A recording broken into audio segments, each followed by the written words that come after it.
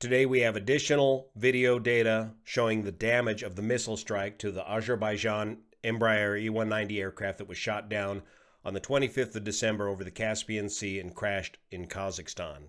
We'll also take a 3D look at the final flight path as the pilots were struggling to maintain control of their crippled aircraft. Let's check it out.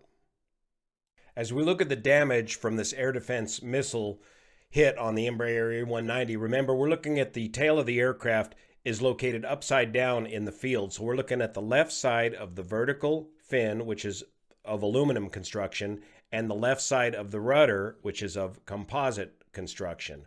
We'll see these entry wounds into the left side of the aircraft, and we'll be seeing exit wounds of the shrapnel coming out of the right side of the vertical fin and rudder. Remember, these devices are proximity fused missiles such that they get close to their target.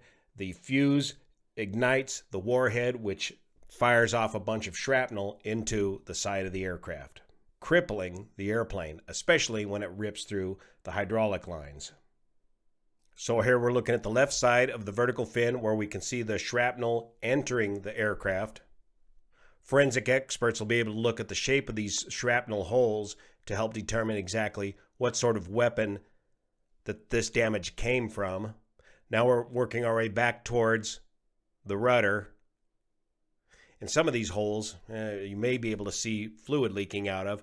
Here's the rudder made of a composite material. I'm not sure what that red thing is, if that's a Coke can or something stuck right there.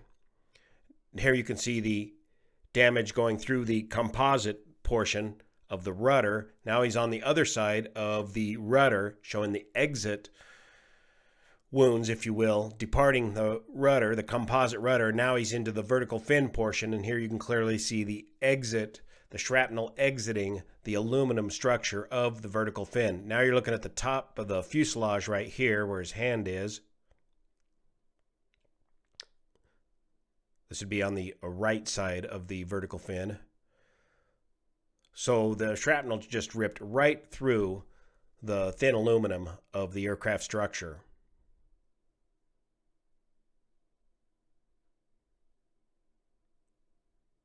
No doubt severing critical hydraulic lines in the process, making the aircraft virtually impossible to control, with the exception of the two engines.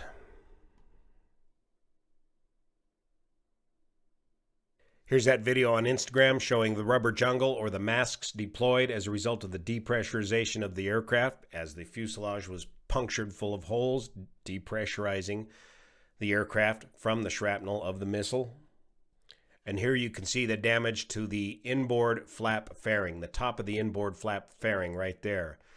Here's the runway the crew was attempting to land on, runway 11 at Aktau, Kazakhstan, 3,000 meters long, nearly almost 2 miles or 10,000 feet of runway.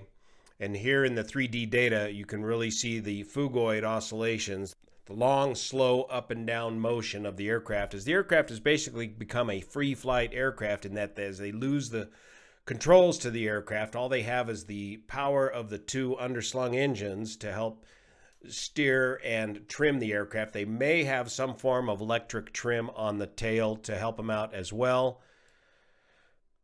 As we line up here sighting down the runway, we can see the crew attempting to bring it in to runway 11, but it looks like they're off to the right of course, so they attempt a go-around, which puts them in a big left-hand turn, and that's what starts this big figure 8 maneuver, again with the phugoid oscillations up and down without hitting the ground, and then they attempt a right-hand turn back around towards the runway with very limited control of the aircraft before they impact right over here by these buildings where we saw the videos of the impact. Somebody must have been filming from somewhere right about in this location as the aircraft made a right base entry and the crew was unable to control the aircraft good enough to make it back to the airport. A very valiant effort by the aircrew in an effort to save the aircraft and the passengers.